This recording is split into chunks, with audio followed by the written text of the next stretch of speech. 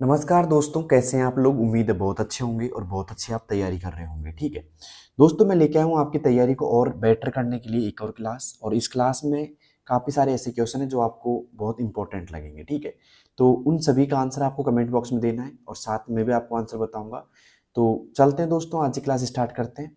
तो पहला क्वेश्चन है हमारा, विंडोज डेस्कटॉप पर टास्क बार का मुख्य कार्य क्या होता है। विंडोज डेस्कटॉप पर टास्क बार का मुख्य कार्य क्या होता है, ये कहाँ स्थित होता है। ठीक है, बताइए दोस्तों। पहला ऑप्शन है, ये केवल फाइलों को डिजिटल करने के काम आता है, ऊपर स्थित होता है। या फिर यह स्क्रीन के नीचे एक पट्टी होती है जिसमें स्टार्ट मेन्यू और चल रहे प्रोग्राम दिखाई देते हैं। या फिर यह इंटरनेट की गति मापने काम आता है। या फिर यह केवल वॉलपेपर बदलने के लिए होता है। दोस्तों सवाल है दोस्तों, डेस्कटॉप पर टास्क बार। अब टास्क बार कैसे पता लगेगा आपको, देखिए दोस्तों। यहाँ पे जैसे मान लो ये आपका एक क्या है, मॉनिटर है। और यहाँ पे जो मॉनिटर की जो स्क्रीन होती है ना भाई, वो हम कहते हैं डेस्कटॉप। क्या कहते हैं दोस्तों, डेस्कटॉप कहते हैं मॉनिटर की स्क्रीन को। आपने अगर सुना हो कभी तो ठीक है।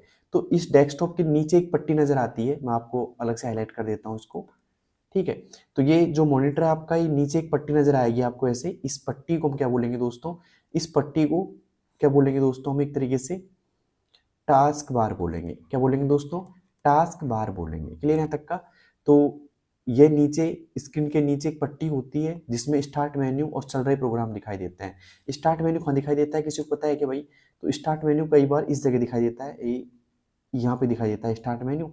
और यहाँ पे दोस्तों होते हैं चल रहे जो प्रोग्राम है, जो रनिंग प्रोग्राम है ना, वो आपको यहाँ पे शो होते हैं, उनके आइकन्स यहाँ पे शो होते हैं। ठीक है, तो उम्मीद है समझ गए होंगे आप। तो यहाँ पे आएगा, यह स्क्रीन के नीचे एक पट्टी होती है जिसमें स्टार्ट मेन्यू में चल रहे प्रोग्राम दिखाई देते हैं। तो बी ऑप्शन इज राइट। तो उम्मीद करता हूँ समझ में आ गया होगा आपको और आपने भी इसका आंसर दे दिया होगा। ठीक है, अब चलते हैं दोस्तों आज के दूसरे प्रश्न की ओर। दूसरा प्रश्न है हमारा, एमएस वर्ड 2010 में पोर्ट्रेट और लैंडस्केप क्या कहलाते हैं। एमएस वर्ड 2010 में पोर्ट्रेट और लैंडस्केप जो होते हैं दोस्तों, क्या कहलाते हैं दोस्तों। Page orientation, page size, page layout या पेज मार्जिन। अगर आपको आ रहा है समझ में तो जल्दी से बताइए कमेंट बॉक्स में क्या होगा आंसर। तो ये कहलाते हैं दोस्तों पेज ओरिएंटेशन। पेज ओरिएंटेशन हमेशा दो प्रकार के होते हैं आपके। दो प्रकार में पहला प्रकार कौन हो गया, ये हो गया। और दूसरा प्रकार लैंडस्केप हो गया। ये बाय डिफॉल्ट होता है दोस्तों, बाय डिफॉल्ट रहता है ये। ठीक है, अगर पोर्ट्रेट जो पेज रहता है वो हमेशा ऐसे रहता है, ये आपका पोर्ट्रेट पेज रहता है। ठीक है, और जो लैंडस्केप रहता है भाई, ये वाला पेज वो कैसे शो होता है, ऐसे आड़ा पेज शो होता है ऐसे। ठीक है, तो उम्मीद करता हूँ समझ गए होंगे आप। पेज मार्जिन की बात की जाए तो एक पेज मार्जिन आपका चार प्रकार का होता है, टॉप, बॉटम, ठीक है, एक हो गया लेफ्ट, एक हो गया दोस्तों राइट। ये चार प्रकार का आपका पेज मार्जिन होता है। और पेज मार्जिन की बात की जाए, जैसे ये पेज है मान लो ये वाला, इसमें मैंने कुछ मैटर लिख दिया, इस मैटर के चारों ओर की खाली जगह है ना ये, इसको हम क्या बोलेंगे दोस्तों, मार्जिन बोलते हैं। ठीक है, अब चलते हैं दोस्तों आज के दूसरे प्रश्न की ओर। यहाँ पे क्या आएगा, ए ऑप्शन इज राइट। ठीक है, दूसरे में ए ऑप्शन इज राइट। अब चलते हैं दोस्तों आज के तीसरे प्रश्न की ओर। तीसरा प्रश्न है, इंटरनेट के संदर्भ में डीएनएस, जिसका पूरा नाम क्या है दोस्तों, डोमेन नेम सिस्टम। एक बात बता दूं मैं आपको, डोमेन नेम सिस्टम एक तरीके से इसकी जो पूरा नाम है ना, पहले पूछ लिया गया है एग्जाम के अंदर, पूरा नाम पूछ लिया गया है एक तरीके से, PYQS मान सकते हो इसको आप, क्योंकि पहले पूछ लिया गया है। तो हो सकता है अभी भी रिपीटेड कर दिया जाए इसको। तो यहाँ पे आ रहा है कि इंटरनेट के संदर्भ में डीएनएस का क्या कार्य है। ये आईपी एड्रेस को डोमेन नाम जैसे कि www.google.com में अनुवादित करता है, ये वायरस को हटाता है, ये इंटरनेट की स्पीड बढ़ाता है, ये ईमेल को पासवर्ड से सुरक्षित करता है। तो यहाँ पे आएगा, ये ईमेल एड्रेस को डोमेन नाम जैसे कि www.google.com में अनुवादित करता है। तो यहाँ पे आएगा दोस्तों ए ऑप्शन इज राइट। तो उम्मीद करता हूँ तीसरे में आपने ए ऑप्शन टिक कर दिया होगा। अब चलते हैं दोस्तों आज के चौथे प्रश्न की ओर। चौथा है, प्रधानमंत्री जनधन योजना PMJDY के तहत मिलने वाले मुख्य लाभ क्या है। पहला ऑप्शन, 1 लाख का दुर्घटना बीमा कवर और 5,000 रुपए तक की ओवरड्राफ्ट सुविधा, या फिर केवल मुफ्त मोबाइल फोन, या केवल राशन कार्ड की सुविधा, या जीवन भर मुफ्त इंटरनेट। बताइए दोस्तों, प्रधानमंत्री जनधन योजना के तहत मिलने वाले मुख्य लाभ क्या क्या है। तो यहाँ पे आएगा दोस्तों 1 लाख तक का दुर्घटना बीमा कवर और 5,000 रुपए तक की ओवरड्राफ्ट सुविधा मिलती है दोस्तों। तो ए ऑप्शन इज राइट। ठीक है, अब चलते हैं दोस्तों आज के पांचवें प्रश्न की ओर। पांचवा प्रश्न है हमारा, राजस्थान में ई गवर्नेंस के संदर्भ में, राजस्थान ई गवर्नेंस के संदर्भ में भामाशाह यानी कि जनाधार, भामाशाह पुराना नाम है, जनाधार नया नाम है। योजना का मुख्य उद्देश्य क्या है? केवल पुरुषों को बैंक खाते की सुविधा देना, महिला सशक्तिकरण और सरकारी लाभों का सीधा हस्तांतरण यानी कि डीबीटी, या राज्य में नई स्कूल खोलना, या इंटरनेट कनेक्शन प्रदान करना। तो दोस्तों ये भी नहीं होगा, ये भी नहीं होगा, और ना ही पहला ऑप्शन होगा। यहाँ पे होगा दोस्तों महिला सशक्तिकरण और सरकारी लाभों का सीधा हस्तांतरण। B option is right. तो किस किस का बी ऑप्शन सही है भाई, जल्दी से मुझे बताइए कमेंट बॉक्स के अंदर।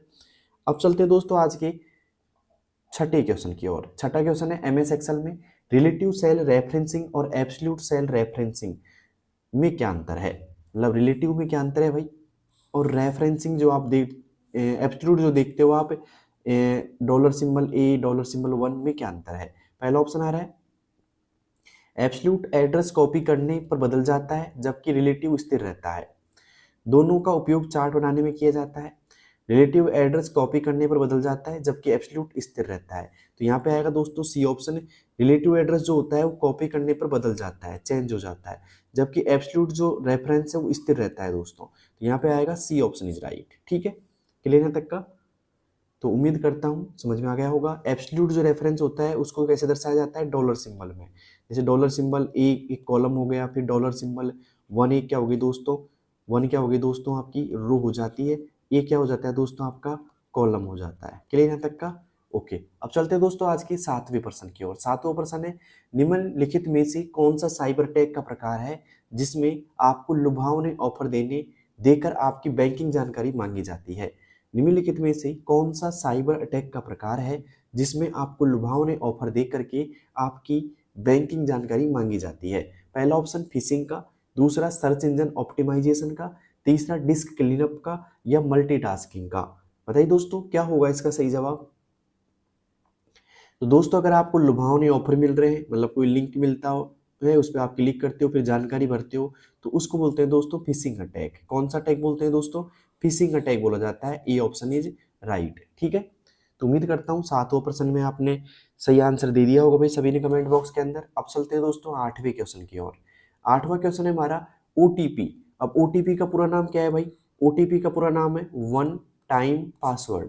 क्या है दोस्तों ओटीपी का पूरा नाम, वन टाइम पासवर्ड होता है। सुरक्षित क्यों माना जाता है भाई, क्योंकि इसे याद रखना आसान है, क्योंकि ये कभी बदलता नहीं है, या फिर क्योंकि ये सभी के लिए एक जैसा होता है, क्योंकि ये हर बार नया उत्पन्न होता है और बहुत कम समय के लिए वैध होता है। तो यही है दोस्तों चौथा ऑप्शन यहाँ पे, क्योंकि ये हर बार नया उत्पन्न होता है और बहुत कम समय के लिए, एटलीस्ट 10 मिनट मान लो आप, ठीक है, उसके लिए दोस्तों ये वैध रहता है। ठीक है, तो यहाँ पे आएगा डी ऑप्शन। कहीं कहीं तो 1 मिनट रहता है, कहीं कहीं 10 मिनट रहता है, ऐसे रहता है दोस्तों। ओटीपी आप समझ गए होंगे। 8 में से आपके कितने परसेंट सही हो चुके हैं, अगर 8 में से 8 सही हो चुके हैं तो एक लाइक जरूर बनता है दोस्तों। ठीक है, अब चलते हैं दोस्तों आज के 9वें प्रश्न की ओर। ठीक है, टेंशन ज़्यादा लेनी ही नहीं है दोस्तों। आपके जो पेपर होगा उसके अंदर 35% आएंगे। जो बच्चे नए उनको बता देता हूँ मैं वापस से, 35% होंगे दोस्तों, और 35% प्रत्येक पर्सन आपका 2 नंबर का होगा, मतलब 70 नंबर का आपका पेपर होगा। और ये पेपर करने के लिए आपको 1 घंटे का समय मिलेगा। ठीक है, 1 घंटे का समय मिलेगा आपको। ठीक है, और 1 घंटे के अंदर आपको पूरा पेपर सॉर्ट आउट करना है। तो समय का विशेष ध्यान रखना है, पूरे 35% करके आने, क्योंकि नेगेटिव मार्किंग होगी नहीं आपकी। ठीक है, और 14% सही करते ही क्या हो जाओगे दोस्तों, आप पास हो जाओगे। ठीक है, और हाँ अगर आपको पूरा सिलेबस का रिवीजन करना है तो कमेंट बॉक्स में मैंने संपूर्ण मैराथन क्लास का एक लिंक दे रखा है, आप उसको जरूर देखना। मैराथन क्लास, उसमें पूरे चैप्टर वाइज मैंने बता रखा है और बहुत डिटेल से बता रखा है, तो आपको बहुत बेनिफिट मिलेगा उससे। ठीक है, तो मैंने डाल रखा है दोस्तों कमेंट बॉक्स में लिंक उसका, जाइए और एक बार जरूर देखना उसको। ठीक है, ये क्लास होने के बाद में। तो विंडोज 10 में स्नैपिंग विंडोज का क्या अर्थ है, स्क्रीन को लॉक करना, एक ही समय में एक से अधिक विंडोज को स्क्रीन पर व्यवस्थित यानी कि अगल बगल करना, या विंडोज को पूरी तरह से बंद करना, या हार्ड डिस्क को फॉर्मेट करना। तो यहाँ पे आएगा दोस्तों एक ही समय में एक से अधिक विंडोज को स्क्रीन पर व्यवस्थित यानी कि अगल बगल करना। तो यहाँ पे आएगा बी ऑप्शन इज राइट। अब चलते हैं दोस्तों आज के 10वें प्रश्न की ओर। 10वां प्रश्न क्या है, ई कॉमर्स के संदर्भ में C2C। अब C2C का पूरा नाम क्या है भाई, कंज्यूमर टू कंज्यूमर। C2C का पूरा नाम क्या है दोस्तों, कंज्यूमर टू कंज्यूमर। एक आता है दोस्तों B2B। क्या आता है दोस्तों, B2B मतलब बिजनेस टू बिजनेस। क्या है दोस्तों, बिजनेस, बिजनेस है ना, टू बिजनेस। व्यापार से व्यापार आप बोल सकते हो इसको, बिजनेस टू बिजनेस। तो यहाँ पे आएगा C2C मतलब कंज्यूमर टू कंज्यूमर का सबसे अच्छा उदाहरण कौन सा है? Amazon, OLX, eBay, B2B India या नेटफ्लिक्स? बताइए दोस्तों क्या होगा इसका सही जवाब? तो यहाँ पे आएगा दोस्तों OLX और eBay। ठीक है, उम्मीद करता हूँ OLX और ये जो उदाहरण है ना अमेजन का, कई बोल रहे हैं अमेजन हो सकता है, तो अमेजन होता है दोस्तों B2C का। किसका होता है दोस्तों? बिजनेस टू कंज्यूमर या कस्टमर, जो भी आप बोलो। ठीक है, तो OLX eBay होगा यहाँ पे। ठीक है, अब चलते हैं दोस्तों आज के अगले क्वेश्चन की और अगला क्वेश्चन है हमारा 11वां प्रश्न। यहाँ पे 11वां प्रश्न क्या पूछना है दोस्तों आपसे, ध्यान से देखिएगा। MS पावर पॉइंट 2010 में रियल टाइमिंग का विकल्प क्या होता है? सॉरी, MS पावर पॉइंट 2010 में रियल टाइमिंग विकल्प का उपयोग है। क्या उपयोग, क्या उपयोग है भाई? पहला ऑप्शन आपके सामने है, प्रेजेंटेशन को रिकॉर्ड करने और स्लाइड ट्रांजैक्शन का समय निर्धारित करने के लिए, स्लाइड के बीच गाने डालने के लिए, स्लाइड का प्रिंट आउट लेने के लिए, या फिर स्पेलिंग चेक करने के लिए। बताइए दोस्तों क्या होगा इसका सही जवाब? अगर आपको आता है सही जवाब तो आप जल्दी से मुझे कमेंट बॉक्स में दे सकते हैं। तो यहाँ का जो सही जवाब होगा दोस्तों वो होगा प्रेजेंटेशन को रिकॉर्ड करने और स्लाइड ट्रांजैक्शन का समय निर्धारित करने के लिए। A option is right. ठीक है, अब चलते हैं दोस्तों आज के अगले क्वेश्चन की ओर। अगला क्वेश्चन है हमारा, क्लाउड स्टोरेज प्लेटफॉर्म के उदाहरण कौन से हैं? क्लाउड स्टोरेज प्लेटफॉर्म के उदाहरण कौन से हैं? Google drive, Microsoft one drive, Dropbox या MS ऑफिस, टैली, फोटोशॉप या फिर मॉनिटर, कीबोर्ड, माउस या इंटरनेट एक्सप्लोरर या क्रोम फायरफॉक्स। पहले समझते हैं हम क्लाउड स्टोरेज क्या होता है। इसका सीधा सा मतलब आप इसे समझ रहे हो कि इंटरनेट के माध्यम से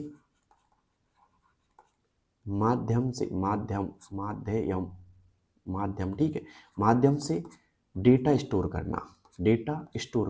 ठीक है, इंटरनेट के माध्यम से डेटा स्टोर करना क्या कहलाता है दोस्तों? क्लाउड स्टोरेज कहलाता है। और इसके सबसे बेस्ट एग्जांपल है गूगल ड्राइव, जो 15 GB तक आपको डेटा स्टोर करने की अनुमति देती है। ठीक है, एक होता है माइक्रोसॉफ्ट वन ड्राइव, एक होता है ड्रॉप बॉक्स। ये दोस्तों क्या एक तरीके से ऑनलाइन डाटा स्टोर कर सकते हैं आप इनके ऊपर। ठीक है, ए ऑप्शन इज राइट। तो उम्मीद करता हूँ समझ में आ गया होगा आपको।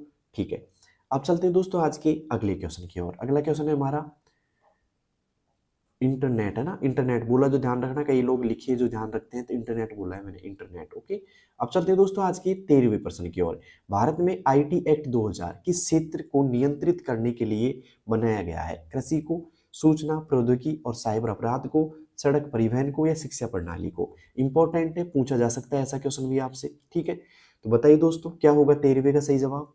तो यहाँ पे जो सही जवाब होगा दोस्तों भाई वो होगा सूचना प्रौद्योगिकी और साइबर अपराध को नियंत्रित करने के लिए बनाया गया है। कौन सा एक्ट? IT act 2000। ठीक है, अब चलते हैं दोस्तों आज के अगले प्रश्न की ओर। SSO का पूरा नाम क्या है? सिंगल साइन ऑन ID का राजस्थान के नागरिकों के लिए क्या लाभ है?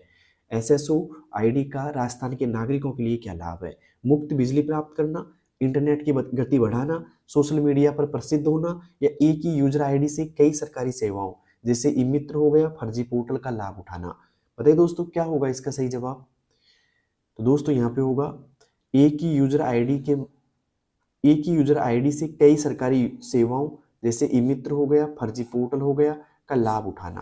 तो यहाँ पे आएगा डी ऑप्शन इज राइट। एक ही यूजर आईडी से कई सरकारी सेवाओं का लाभ उठाना। ठीक है, डी ऑप्शन इज राइट। अब चलते हैं दोस्तों आज के 15वें प्रश्न की ओर। 15वां प्रश्न है, MS वर्ड में हेडर और फुटर का उपयोग क्या है? MS वर्ड में हेडर और फुटर का उपयोग है हर पेज के ऊपरी और निचले हिस्से पर समान सूचना जैसे पेज नंबर दिखाने के लिए, केवल टेक्स्ट का रंग बदलने के लिए, फाइल को पासवर्ड में लगाने के लिए, या फिर केवल चित्र बनाने के लिए? दोस्तों बता देता हूँ आपको, हेडर फुटर जो होता है एक पेज में होता है। अब पूछा जाएगा हेडर कौन सी जगह पे होता है, फुटर कौन सी जगह पे? तो पेज के टॉप में तो क्या होता है दोस्तों? हेडर होता है, मतलब ऊपर ही ऊपर। और पेज के बॉटम के हिस्से में क्या होता है दोस्तों? आपका फुटर होता है। क्या यहाँ तक का? तो यहाँ पे आएगा हर पेज के ऊपरी और निचले हिस्से में समान सूचना दिखाने के लिए। A option is right. और बात करें जो हेडर फुटर होता है भाई वो कौन से टैब में दिखता है? टैब कौन सा होता है MS वर्ड का? तो होता है दोस्तों इंसर्ट। कौन सा टैब दोस्तों? इंसर्ट टैब में आपको मिलता है। ठीक है, तो उम्मीद करता हूँ समझ गए होंगे आप और बढ़िया तरीके से क्लास समझ में आ रही होगी। 15 में से आपके 15 सही हो चुके होंगे। तो जल्दी से बताइए दोस्तों कितने % सही हो चुके हैं 15 में से आपके, ठीक है।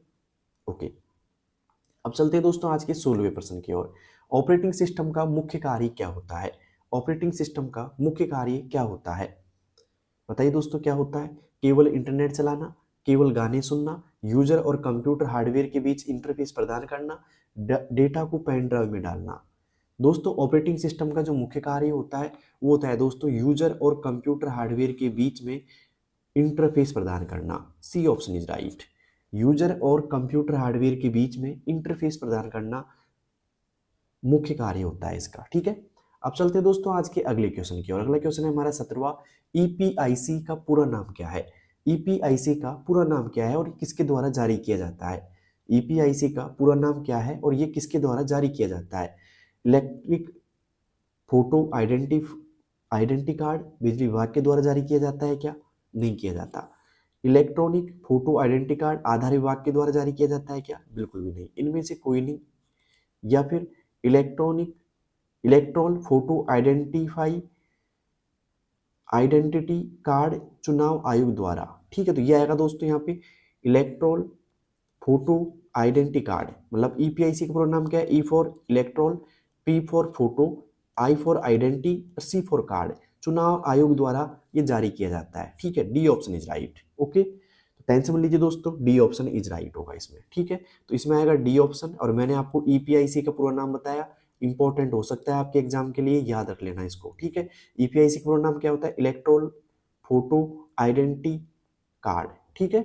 और ये किसके द्वारा जारी किया जाता है? एक तरीके से चुनाव आयोग के द्वारा जारी किया जाता है। अब चलते हैं दोस्तों आज के 18वें प्रश्न की ओर। 18वां प्रश्न है, एक ईमेल में अटैचमेंट का क्या मतलब होता है? एक ईमेल में अटैचमेंट्स का क्या मतलब होता है? ईमेल के साथ भेजी गई फाइलें जैसे चित्र या डॉक्यूमेंट, ईमेल भेजने वाले का नाम, ईमेल का विषय, या फिर ईमेल को डिलीट करने का बटन। तो अटैचमेंट क्या होता है दोस्तों? ये पूछा गया है, इंपॉर्टेंट है। कई बार यहाँ पे आता है कि अटैचमेंट का जो प्रतीक चिन्ह होता है, वो सिंबल होता है, वो कैसे होता है? तो ये पेपर क्लिप में होता है दोस्तों, पेपर क्लिप, है ना। पेपर क्लिप का होता है क्लिप। अब ये पेपर क्लिप कैसे होता है? ऐसे कुछ दिखाई देगा आपको, ऐसे, है ना। ये ऐसे दिखाई देता है पेपर क्लिप, है ना। तो एक पेपर क्लिप की तरह दिखाई देता है, एट द रेट भी दिखाई दे रहा है ऐसे, तो बट ऐसे ही होता है दोस्तों, ठीक है। ऐसे होता है कुछ पेपर क्लिप। तो ये आता है दोस्तों, ईमेल के साथ भेजी गई फाइलें जैसे चित्र या डॉक्यूमेंट को क्या बोलते हैं? अटैचमेंट बोलते हैं। और अटैचमेंट की भाई सीमा कितनी है, साइज कितनी होती है इनकी, मतलब कितनी कितनी अधिकतम साइज होती है अटैचमेंट की, कितनी भेज सकते हैं ईमेल के द्वारा एक साथ में आप? अगर किसी को पता है, किसी ने ईमेल भेजी हो और उसने अटैचमेंट ऐड किए हो, तो मुझे बताइए अधिकतम कितनी साइज के अटैचमेंट एक साथ भेजे जा सकते हैं? जल्दी से बताइएगा कितने भेजे जा सकते हैं? तो दोस्तों 25 MB तक के भेजे जा सकते हैं। कितने दोस्तों? 25 MB तक के एक साथ में अटैचमेंट हम भेज सकते हैं, ठीक है। तो सवाल ये भी आ सकता है कि अधिकतम अटैचमेंट की सीमा कितनी है, या अधिकतम अटैचमेंट की साइज कितनी है? तो 25 MB है दोस्तों, ठीक है। और ईमेल के साथ भेजी गई फाइलें जैसे चित्र या डॉक्यूमेंट, ठीक है, अटैचमेंट कहलाते हैं, ठीक है। ईमेल का पूरा नाम क्या है? किसी को पता है कि भाई? Electronic mail. क्या है दोस्तों? इलेक्ट्रॉनिक मेल होता है। क्या काम आता है? संदेश प्राप्त करने और संदेश भेजने के काम आता है, ठीक है। त्वरित रूप से, जल्दी से, फास्टली रूप से, ठीक है। अब चलते हैं दोस्तों आज के 19वें क्वेश्चन की ओर। 19वां क्वेश्चन है भाई हमारा, सॉफ्टवेयर के दो मुख्य प्रकार कौन से होते हैं? सॉफ्टवेयर के दो मुख्य प्रकार कौन से होते हैं? इनपुट आउटपुट, कीबोर्ड और माउस, रैम और रोम, या फिर सिस्टम सॉफ्टवेयर और एप्लीकेशन सॉफ्टवेयर। तो दोस्तों एक होता है सिस्टम, एक होता है दोस्तों एप्लीकेशन, दो ही होते हैं। डी ऑप्शन इज राइट, ठीक है। रैम और रोम किसके प्रकार होते हैं? प्राथमिक मेमोरी के, ठीक है, मतलब उदाहरण है प्राथमिक मेमोरी के, उदाहरण मेमोरी के। ओके, मेमोरी बोल सकते हो आप। सॉरी। अब चलते हैं दोस्तों आज के अगले क्वेश्चन की ओर। अगला क्वेश्चन है हमारा 20वां यहाँ पे, MS एक्सेल 2010 में शॉर्ट एंड फिल्टर विकल्प का क्या कार्य है? MS एक्सेल 2010 में शॉर्ट एंड फिल्टर का क्या कार्य है? पहला ऑप्शन, फाइल को बंद करने के लिए, नए कॉलम जोड़ने के लिए, या फिर पासवर्ड बदलने के लिए, या डेटा को एक क्रम जैसे A to Z में लगाने के और विशिष्ट डेटा को चुनने के लिए। बताइए दोस्तों क्या होगा इसका सही जवाब?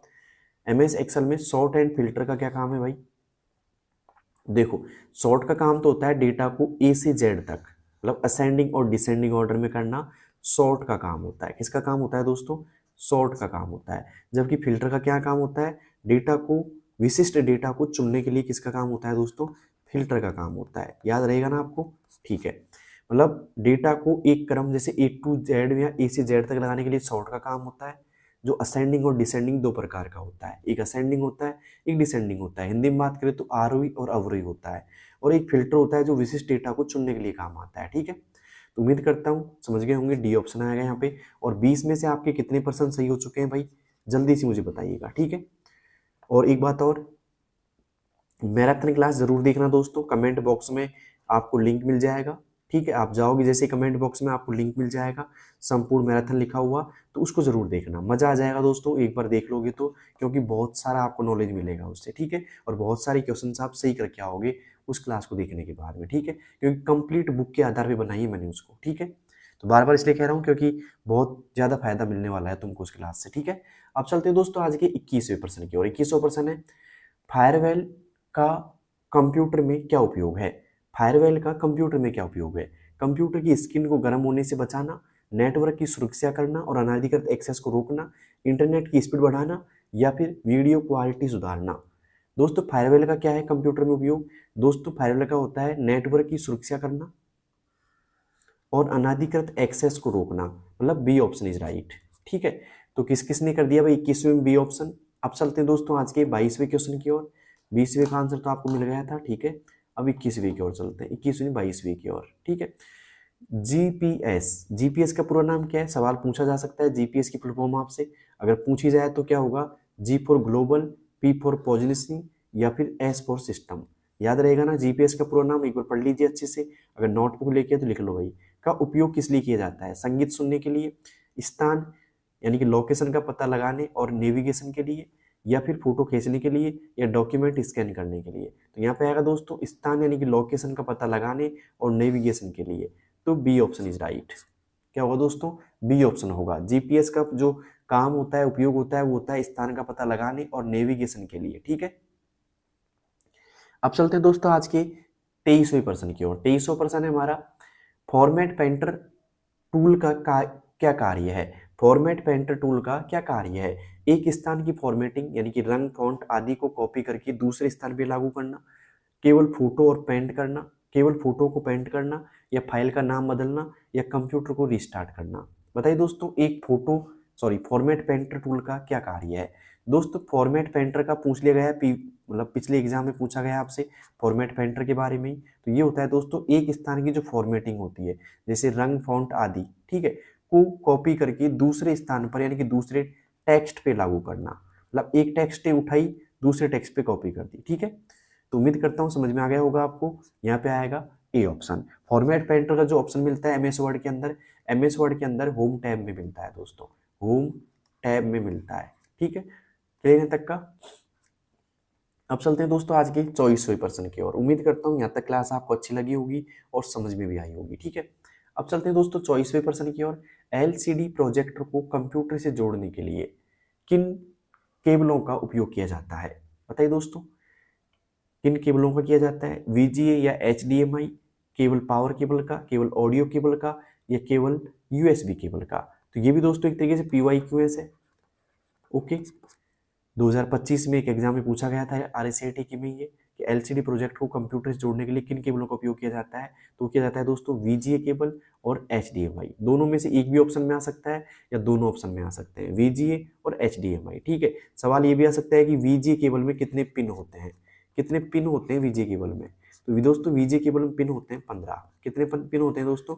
15 होते हैं। ठीक है, तो उम्मीद करता हूँ समझ में आ गया होगा। और यहाँ पे आएगा ए ऑप्शन, क्योंकि एलसीडी प्रोजेक्टर को कंप्यूटर से जोड़ने के लिए वीजीए केबल या फिर एचडीएमआई का प्रयोग किया जाता है।